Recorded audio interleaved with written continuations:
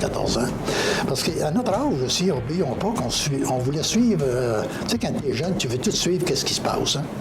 On se cachait sur le bord de la montagne pour voir les lignes de piquetage, parce que les grévistes ne voulaient pas qu'on soit trop proche de la ligne de piquetage, encore qu'il y ait des... Alors, on était un peu sur le flanc de la montagne, mais on voyait tout ça, la musique, ça chantait.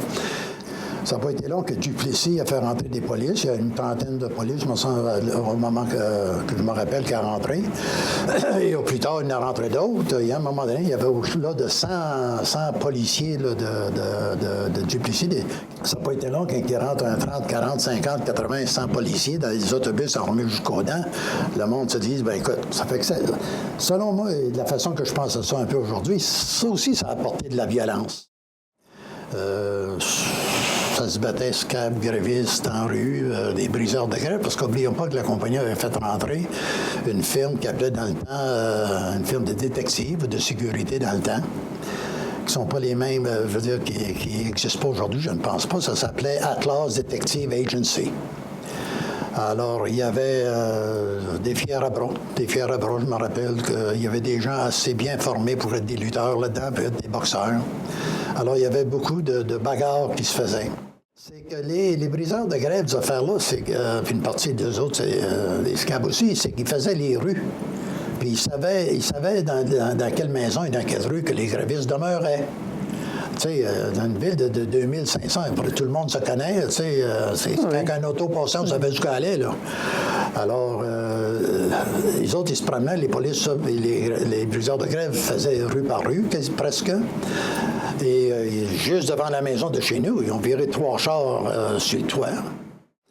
Et lorsqu'il y a eu la grosse marche sur Murdochville, parce qu'on dit la marche, pas la marche sur Murdochville, mais quand il y a eu le massacre, ça s'est arrivé immédiatement après la marche. Parce que quand les autobus, il y a des autobus de supporters du syndicat puis des grévistes, des travailleurs qui sont venus d'un peu partout au Québec, que ce soit du Saguenay-Lac-Saint-Jean, de la grande ville, il y avait du nord-ouest québécois, les gens de l'Alcan étaient venus. Bon, il y avait plusieurs autobus de supporters qui avaient venu à Murdochville. Entre autres, il y avait le CTC dans le temps, Jourdain, il y avait eu Louis Laberge était là, René Lévesque, oui, il y en avait plusieurs. Pierre-Éliott Trudeau était venu faire un tour à un moment donné avec son convertible Jaguar. Bon, alors il y a eu la journée de gros supporters de grève. Mais après que le monde est parti, les supporters ont parti, c'est que malheureusement, les grévistes sont restés seuls. Et c'est là que ça a commencé. La compagnie a ouvert la barrière, elle a laissé sortir les briseurs de grève. La police provinciale, les supporters, ils ont descendu dans la ville, puis ils ont commencé à faire le massacre. Ils ont viré je ne sais pas combien d'automobiles qui étaient virés sur le toit. Ça s'est battu, les gens se sauvaient. Il y a un monsieur Fortin que lui a couru, il a vu les gens arriver vers lui, il a couru vers sa maison pour protéger sa famille. Il est sorti.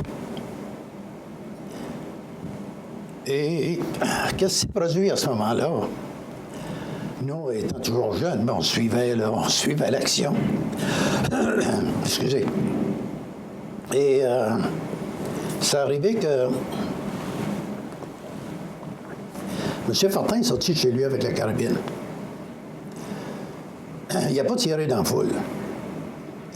Si je me souviens bien, il a comme tiré sur l'asphalte. Ben là, je pense pas qu'il y avait d'asphalte à ce moment-là. C'était la route était en terre. Et le groupe, comme briseurs de grève, tout ça, ils ont comme arrêté. Mais je peux réaliser aujourd'hui que M. Fortin était très nerveux parce qu'il voulait protéger sa famille.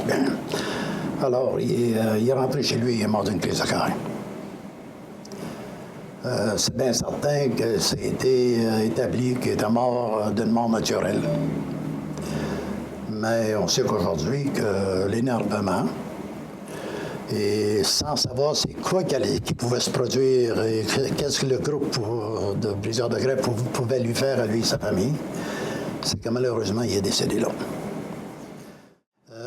Et là, sur le dernier saccage qui a été fait, c'était le bureau du syndicat. C'est qu'ils ont été saccagés, le bureau du syndicat.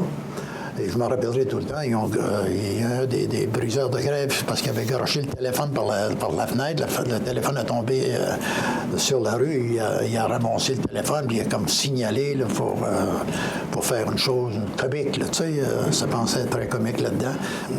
Lorsque les grévistes ont été massacrés cette journée-là et ont été sortis de la ville, c'est qu'après ça que je pense que ça a été dans la même journée, un petit peu plus tard dans la soirée, si je ne me trompe pas, le lendemain, là, c'est là que la compagnie a sorti avec ses gros tracteurs, puis elle a tout enterré là, les tentes de ligne de piquetage, tout ça, puis elle a ouvert la barrière, puis là, c'était fini.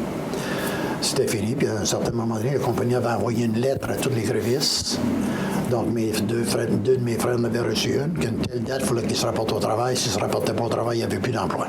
Sauvé est devenu le premier ministre et le Code du travail a été changé à ce moment-là. C'était une des premières actions où que c'est pas vrai que le Code du travail te protégeait pour activité syndicale.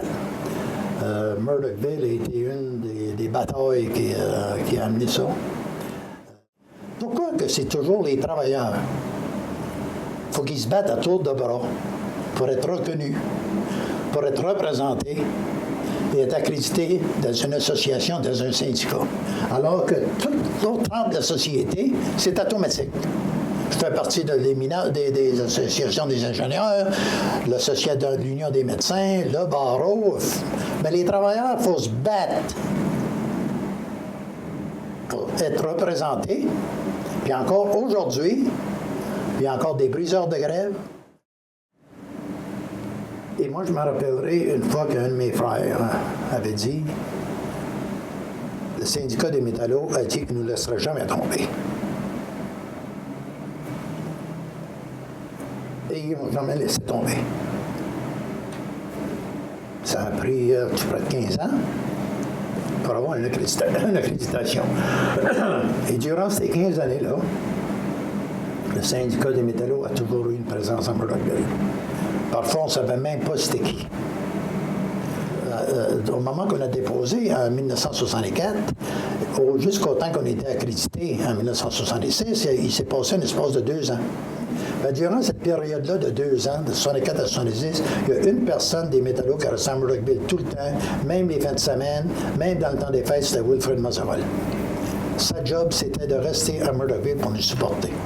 Alors, quand je dis que le syndicat des métallos ne nous a jamais laissé tomber, il n'a jamais laissé tomber.